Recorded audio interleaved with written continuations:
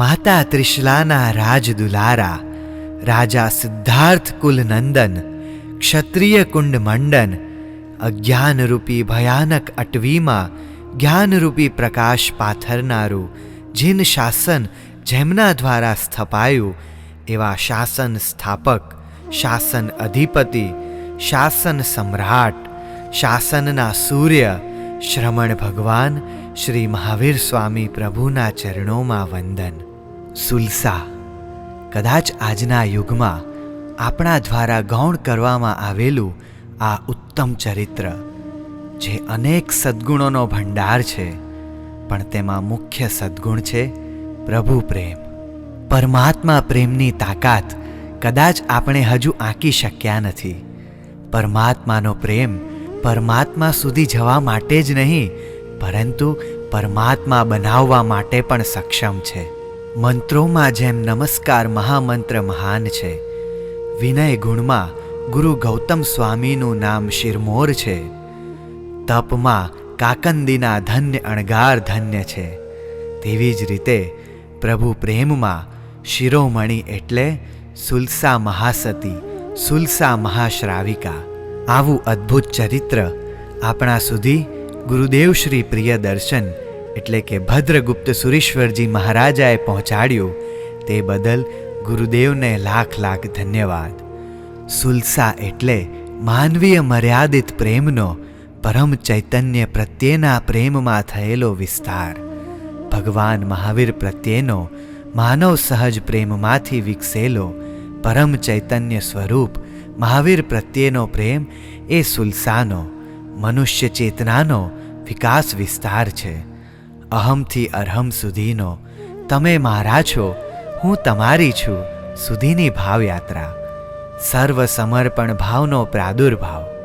સુલસાના મહાવીર સાથેના અને એ દ્વારા માનવ માત્ર માટે શક્ય એવા આત્મા પરમાત્માના સંબંધના રહસ્યને ઉઘાડી આપે છે. મહાવીર મનુષ્ય દેહે લૌકિક છતાં અલૌકિક હતા.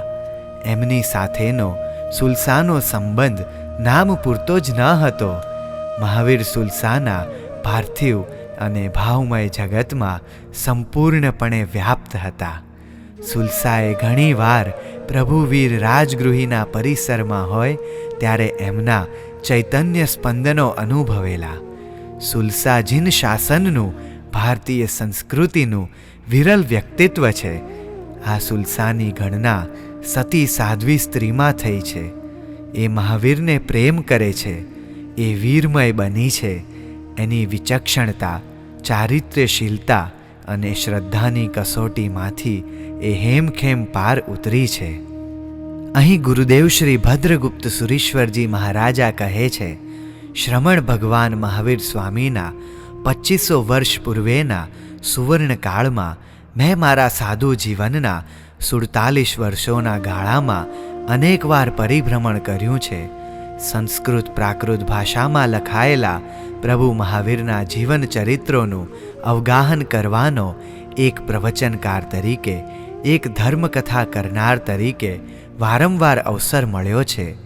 પ્રભુ મહાવીરના 14,000 શિષ્યો સાધુઓ હતા, 36,000 શિષ્યાઓ સાધ્વીજીઓ હતા અને લાખોની સંખ્યામાં એમના અનુયાયી શ્રાવક શ્રાવિકાઓ હતા. એમાં મને ખૂબ આકર્ષનારા સાધુ હતા સિંહ અણગાર. પ્રભુ પ્રત્યેનો તેમનો પ્રેમ કેવો હતો એ તમને આ વાર્તામાં વાંચવા મળશે. જ્યારે ગોશાલકે પ્રભુ વીર પર તેજોલેશ્યા મૂકી એનાથી પ્રભુનો દેહ ઝંખવાયો, લોહીના ઝાડા થયા, ત્યારે જંગલમાં રહીને તપ ધ્યાન આદિમાં લીન રહેનારા એ સિંહ અણગાર પોકે પોકે રડવા લાગ્યા હતા. ભગવાન મહાવીર દેવે જ્ઞાનના પ્રકાશમાં રુદન કરતા સિંહ અણગારને જોયા અને બે સાધુઓને તેમની પાસે મોકલીને બોલાવી લીધા હતા પોતાની પાસે. એવી રીતે 36,000 સાધ્વીઓમાં મને વધુમાં વધુ આકર્ષણ રહ્યું છે સાધ્વી ચંદનબાળાનું. લાખો શ્રાવકોમાં મારું મન મોહે છે આનંદ શ્રાવક, અને લાખો શ્રાવિકાઓમાં ચિત્તને હરી લેનારા છે સુલસા. એમના પ્રેમ યોગે એમને પરમની સમીપે પહોંચાડ્યા હતા. એને ભક્તિયોગ કહો અથવા હૃદય યોગ કહો, એમના હૃદયમાં, એમના સમગ્ર અસ્તિત્વમાં પ્રભુ વીર વણાયેલા હતા. એથી વિશેષ પ્રભુ વીરની ચેતનામાં સુલસાની ચેતના ઓતપ્રોત હતી. એ વાત મને ખૂબ સ્પર્શી ગઈ છે. એમની પરમાત્મા પ્રત્યેની નિષ્ઠા, શ્રદ્ધા, ભક્તિ અને પ્રેમ, આ બધાની પરીક્ષા દેવરાજ ઇન્દ્રે લીધી હતી. આચાર્ય શ્રી જયતિલક સુરીજી સમ્યક્ત્વ સંભવ કાવ્યમાં લખે છે, સત્વેન તસ્યા સુરનાયકેન ચક્રે પ્રશંસાવધીના વિલોક્ય શશ્વદ્ગુણ ગ્રાહ પરા ભવંતી સ્વયં હિ સંત સુકૃતૈકચિતા.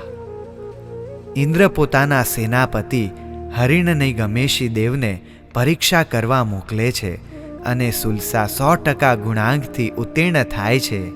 તે પછી પ્રભુ મહાવીરના ધર્મલાભના આશીર્વાદ કહેવા તત્કાલીન મહાન યોગી આકાશગામી અંબળ પરિવ્રાજક રાજગૃહી નગરીમાં જઈને સુલસાના પ્રભુ પ્રેમની કસોટી કરે છે. એ કસોટીમાં એ તસુભાર પણ ખોટા ઉતરતા નથી.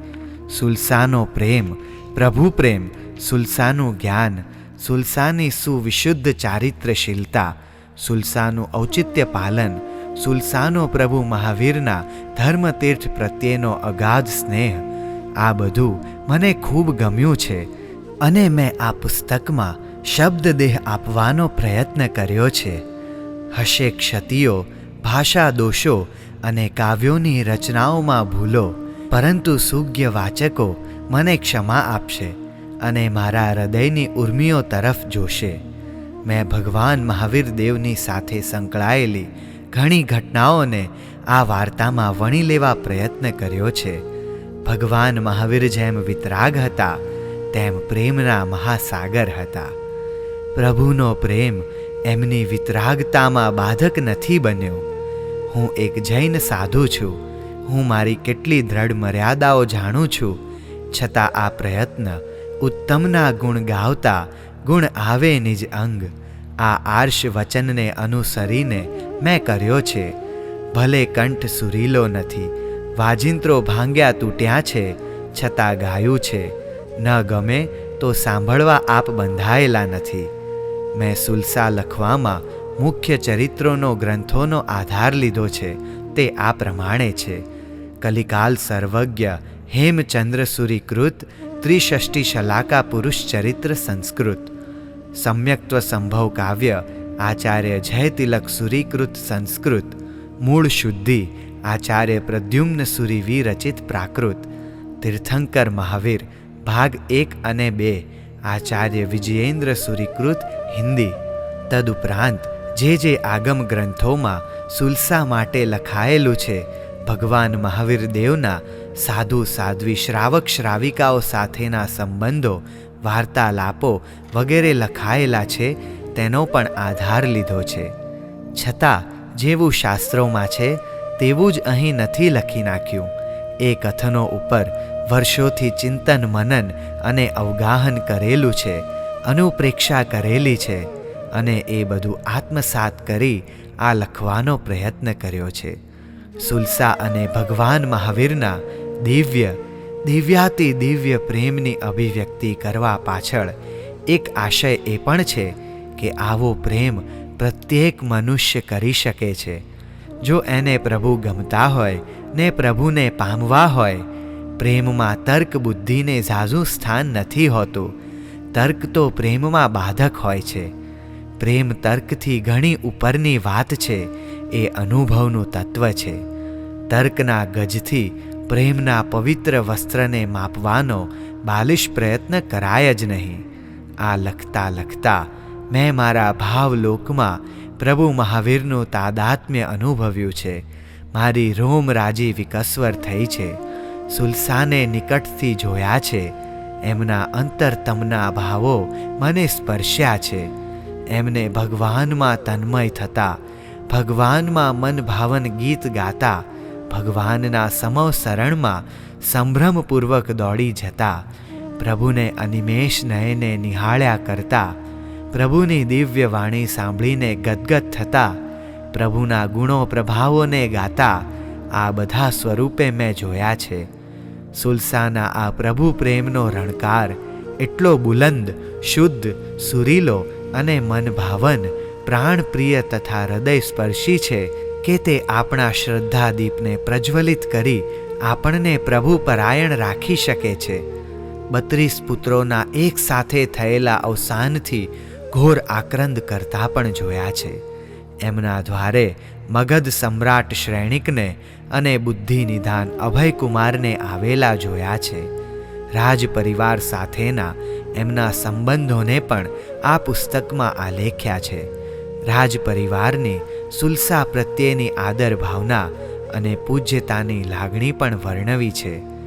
ભગવાન મહાવીરે રાજગૃહીમાં જ સૌથી વધારે ચાતુર્માસ વિતાવ્યા હતા અને સુલસા રાજગૃહીમાં જ રહેતા હતા. ચાતુર્માસ સિવાયના કાળમાં પણ પ્રભુ અનેક વાર રાજગૃહીના ગુણશીલ ચૈત્યમાં પધારતા હતા. તેથી સુલસાનો પ્રેમ નિરંતર વર્ધમાન બન્યો હતો. નવા વાચકો કદાચ દેવોના આગમનની વાતને અતિશયોક્તિ માને, પરંતુ તે અતિશયોક્તિ નથી, યથાર્થતા છે. એ કાળે તીર્થંકર ભગવાન મહાવીરના વિશિષ્ટ પ્રભાવથી આકર્ષાઈને 1 કરોડ દેવો પ્રભુની આસપાસ અવકાશમાં રહેતા હતા. ત્યારની પ્રજા દેવદેવીના દર્શન કરી શકતી હતી. આ વાતને શ્રદ્ધાથી સ્વીકારવી જ રહી. તેનો યશ ગુરુદેવશ્રી તેમના 2 અંતેવાસીઓને આપે છે, મુનિ પદ્મરત્ન અને મુનિ ભદ્ર બાહુ. સાથે સાથે 1.5 વર્ષ સુધી ગુરુદેવશ્રીની કાળજી રાખનારા અશોકભાઈ કાપડિયા અને દેવી બહેન કાપડિયાને પણ ગુરુદેવશ્રી આ પ્રસંગે યાદ કરે છે.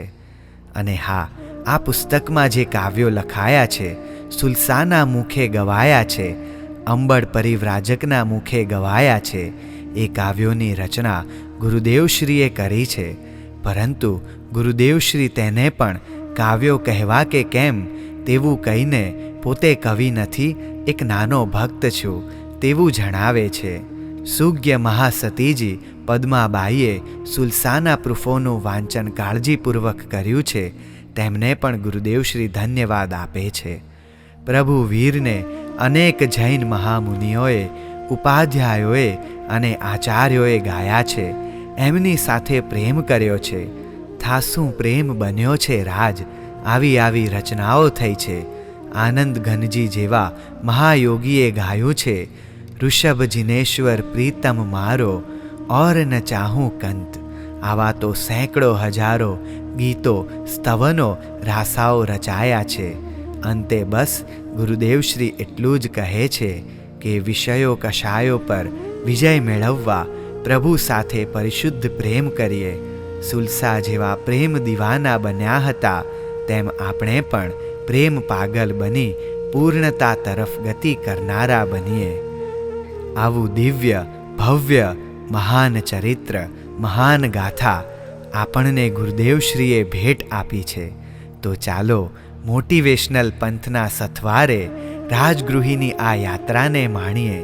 અને હા, આપણા કલ્યાણ મિત્રોને પણ આમાં જોડીને તેમને આપણે ભેટ અર્પણ કરીએ.